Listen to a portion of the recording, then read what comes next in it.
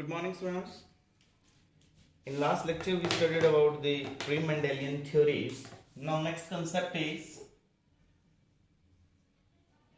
Mendelian theory. हमने last lecture में discuss किया था कि मेंडल ने एक्सपेरिमेंट किया था पी प्लांट पे जेनेटिक्स के बेसिक प्रिंसिपल्स को डिस्कवर करने के लिए. अब मेंडल ने पी प्लांट सेलेक्ट किया था. मेंडल ने अपने एक्सपेरिमेंट के लिए for his experiment he had selected pea plant which is Pisum sativum. Pea plant which is Pisum sativum, that's also called as garden pea. उसने इसी प्लांट को क्यों सेलेक्ट किया? उसके कुछ रीजंस थे बेटे. एक तो इस प्लांट के पास 7 कंट्रास्टिंग ट्रेट्स हैं. 7 कंट्रास्टिंग ट्रेट्स वाले कैरेक्टर्स हैं. मतलब कि इसके पास ऐसे कैरेक्टर्स हैं जिनके ट्रेट्स आप इजीली आइडेंटिफाई कर सकते हो, जैसे टॉल ड्वार्फ, राउंड रिंकल्ड.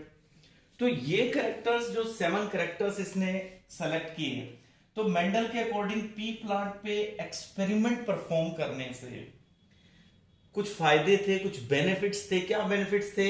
एक तो देखो ये कैरेक्टर्स वाली बात होगी. सेकंड, ग्रो करना इजी है. थर्ड, सेल्फ पोलिनेशन और क्रॉस पोलिनेशन पॉसिबल है. फोर्थ बेटा, number of seeds are produced in each generation. हर बार बहुत सारे सीड्स आते हैं पी में. अच्छा, यही एक्सपेरिमेंट अगर एनिमल्स पे किया हुआ होता तो एक तो कॉस्टली पड़ता है. सेकेंड, नंबर ऑफ ऑफस्प्रिंग कम आते, तो आपके पास जो रिजल्ट है वो एनालाइज करने के लिए डाटा कम होता. तो इसने जो कैरेक्टर्स चूज किए वो कौन कौन से थे? पी के अंदर जो कैरेक्टर्स मेंडल ने ऑब्जर्व किए वो कौन कौन से बेटा? फर्स्ट ऑफ ऑल, वो तो आपने 10th में पढ़ा ही है, हाइट ऑफ द प्लांट. अब ये करेक्टर और ट्रेट में क्या डिफरेंस है? करेक्टर एक वाइड टर्म है बेटा. जैसे height of character, height of plant is a character और traits are dominant. Dominant trait क्या होगा इसका? टॉल और ड्वार्फ. तो करेक्टर और ट्रेट्स, एक करेक्टर में जो वेरिएशंस होती हैं उनको ट्रेट्स कहेंगे, और करेक्टर एक वाइड टर्म है. सेकंड, जैसे करेक्टर में एग्जांपल है बेटा shape of seed. Shape of seed round and wrinkled.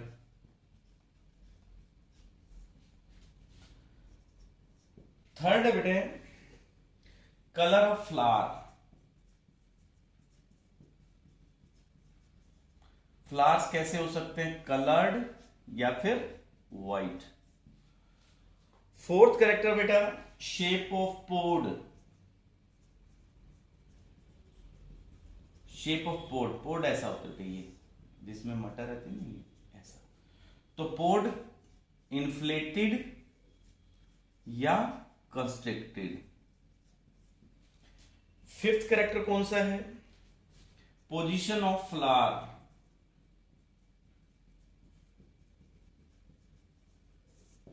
Position of flower axillary या फिर टर्मिनल.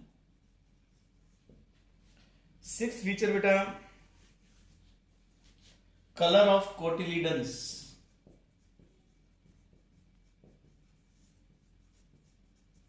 ये है येलो और ग्रीन. और बेटा नेक्स्ट है कलर ऑफ पोड.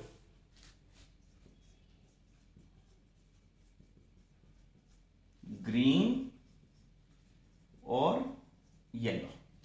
तो ये 7 कैरेक्टर्स थे जिनके ऊपर मेंडल ने एक्सपेरिमेंट कंडक्ट किया था. ये देखो, height of plant, shape of seed, colour of flower, shape of pod, position of flower, colour of cotyledons और कलर ऑफ पोड. मेंडल ने इन करेक्टर्स को डिनोट किससे किया? लेटर से। इंग्लिश के लेटर से इनको डिनोट किया, जैसे इसके लिए I small I, A small A, capital Y small Y, capital G small G. तो इन करेक्टर्स के ऊपर मेंडल ने अपना एक्सपेरिमेंट कंडक्ट किया, पी प्लांट पर किया। पी पे क्यों किया? अभी मैंने आपको बताया था, इकोनॉमिक है, सेल्फ क्रॉस पॉलिनेशन बहुत पॉसिबल है, number of seeds are obtain, तो उससे रिजल्ट एनालाइज बेटर होगा। इसके बाद है बेटा इजी टू हैंडल है। सो नाउ अब इसमें यहां पे यहीं से ही मेंडल ने एक चीज नोट की। देखो बेटा, मटर के प्लांट के अंदर ये देखो आपने 7 करेक्टर सेलेक्ट किए। अब यहां से अब जो आपकी +2 की स्टडी है, यहां तक तो आपने 10 तक भी देखा है। अब यहां से उसके लॉज पढ़ रहे हैं हम मेंडल के। तो मेंडल ने ये नोटिस किया बेटे कि हर करेक्टर में 2-2 ट्रेट्स हैं। देखो, तो यहां से उसने नाम दिया अपने फर्स्ट लॉ को law of paired factors. Law of paired factors, ये दो है ना, दो फैक्टर्स, दो ट्रेट्स हैं, तो इसलिए लॉ ऑफ पेयर्ड फैक्टर्स। आगे फिर दोबारा इसको डिस्कस करेंगे। तो अब उसका एक्सपेरिमेंट देखते हैं बच्चे कि मेंडल का एक्सपेरिमेंट जो कंडक्ट हुआ वो कैसे था। देखो बच्चे,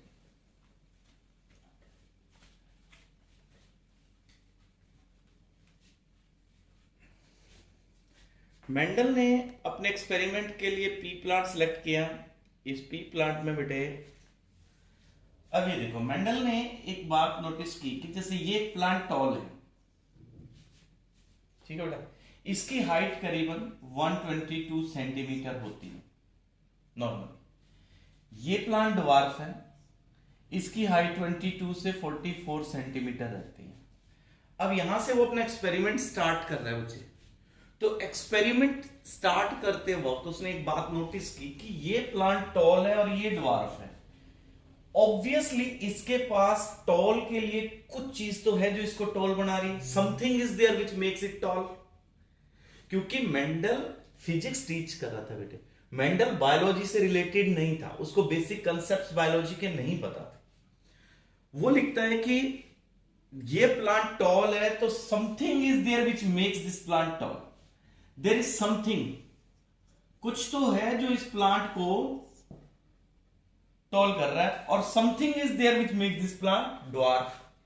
तो वो समथिंग को वो लिखता है कि let that is a factor, capital T.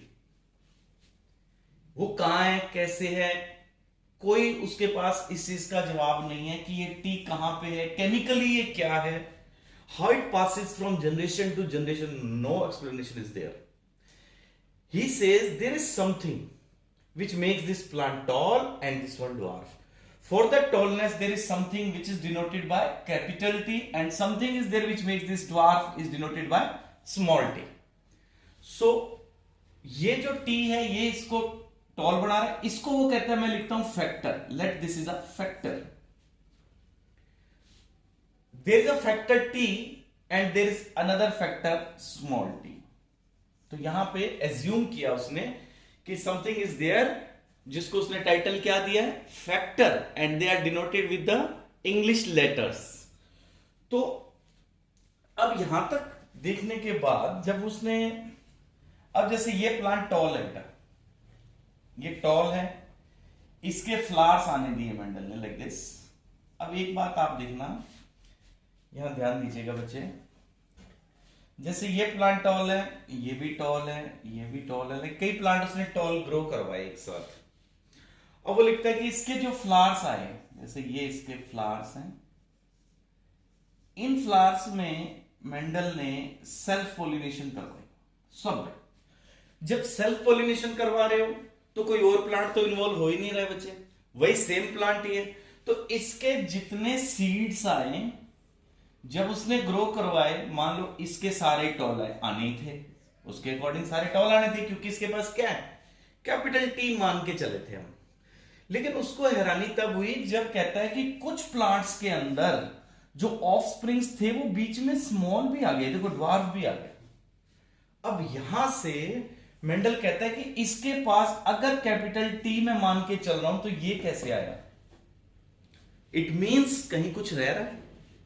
तो यहां से वो मानता है कि इसके पास एक की बजाय दो फैक्टर्स हैं जो जिसमें से एक काम कर रहा है एक नहीं कर रहा था। जब हमने सेल्फ पॉलिनेशन करवाई तो बीच में ये ड्वार्फ आना इस बात का प्रूफ है कि इसके पास स्मॉल टी भी था।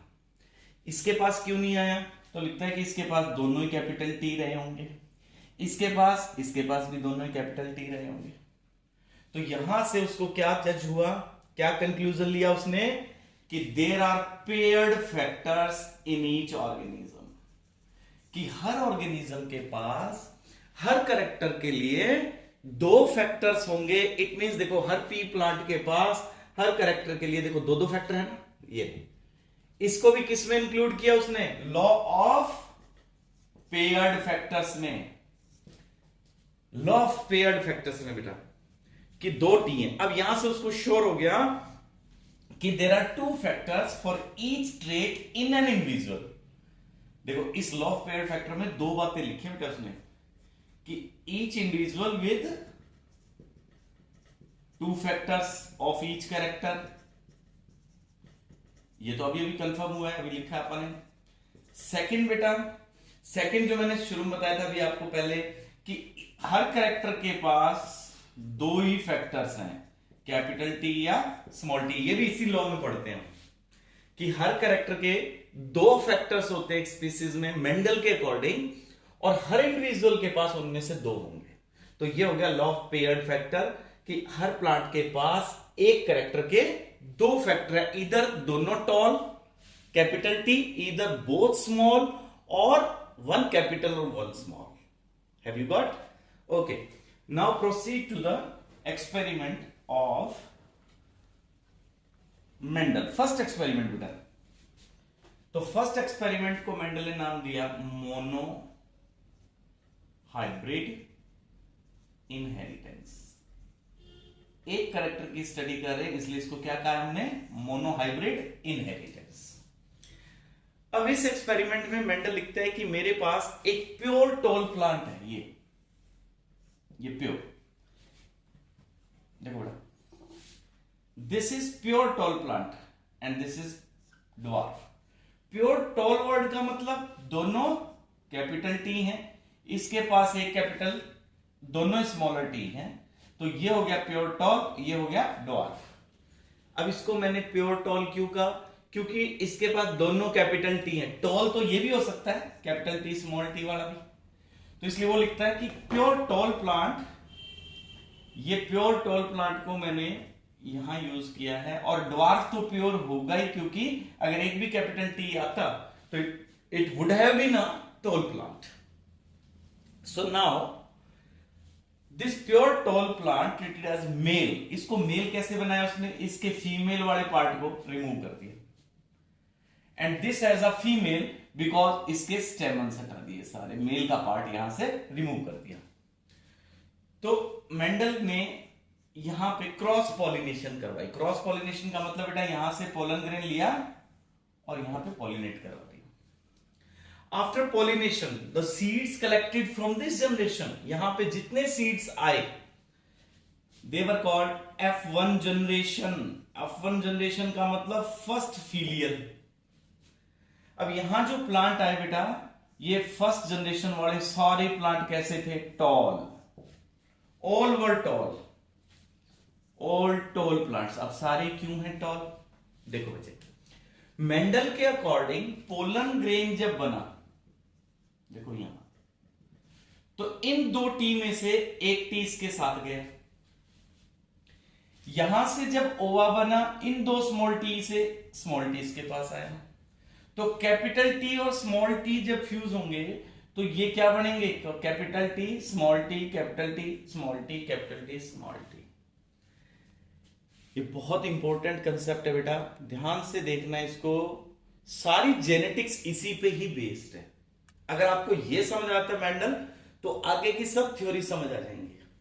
तो बेटे कैपिटल टी और स्मॉल टी यहां से मिले, ये क्या हो गए, ऑल टॉल प्लांट्स। अब यहां से मेंडल ने अपने लॉज बनाए, देखो बेटा, एक लॉ तो यहां बहुत इंपॉर्टेंट दिया मेंडल ने, कहता जो ये गैमीट्स बनते हैं पोलन ग्रेन और ओवा, इनमें दो में से एक फैक्टर पास होता है, वन फैक्टर, सिंगल फैक्टर, कि जैसे इस प्लांट से सिंगल फैक्टर क्या आएगा, इन दो टी में से एक टी, यहां पे कौन आएगा, एक टी स्मॉल टी। इस लॉ को उसने नाम दिया लॉ ऑफ सेग्रीगेशन। बहुत इंपॉर्टेंट लॉ बेटा। अब ये लॉ आज भी 100% सही है, ये यूनिवर्सल लॉ है, ट्रू लॉ है, no exception is there for this law. अब तक हमें इसका कोई एक्सेप्शन नहीं मिला है मेंडल के बाद भी। आप एक बात नोटिस करें बेटा, इन दो टी में से एक टी जा रहा है, ये हमने +1 में एक कंसेप्ट पढ़ा था meiosis. According to meiosis process दो क्रोमोसोम्स सेपरेट होते हैं, हैप्लॉइड सेल्स बनती हैं। ये किसने प्रूव किया, मियोसिस ने। और इसने मेंडल ने मियोसिस की डिस्कवरी से पहले मियोसिस के बारे में देखो फंडामेंटल बता दिया था यहां, कि इन दो कैपिटल टी में से एक कैपिटल टी पास होगा, इन दो स्मॉल टी में से एक स्मॉल टी आता है। इसको क्या कहा उसने, लॉ ऑफ सेग्रीगेशन। सेग्रीगेशन का मतलब सेपरेशन, कि वो सेपरेट होते हैं फैक्टर्स। अब आते हैं हम यहां F1 जनरेशन में। इस F1 जनरेशन में मेंडल ने लिखा है कि इनके फ्लावर्स भी आने दिए ऐसे, और इन F1 प्लांट्स के अंदर उसने क्या कराया बेटे, सेल्फ पोलिनेशन। अगर यहां क्रॉस करवा दें तो भी रिजल्ट वही आएगा, मेंडल लिखता है। अब यहां पे जितने सीड्स इस जनरेशन से कलेक्ट होंगे उनको उसने क्या नाम दिया, F2 generation, second filial generation. जब इसके सीड्स को उसने ग्रो करवाया, अब हम यहां पेपर पे तो देखो यहां 2 प्लांट बनाए, यहां हमने 4 बनाए। मेंडल ने जब ग्रो करवाए थे तो नंबर ऑफ प्लांट्स ग्रो करवाए थे बेटे, और फिर उन सब सीड्स को, जैसे इस जनरेशन के जितने सीड आए सब सीड्स को ग्रो करवा दिया। 1 साल लगता है एक प्लांट इन सीड्स को ग्रो करने में, कंप्लीट फुल जनरेशन।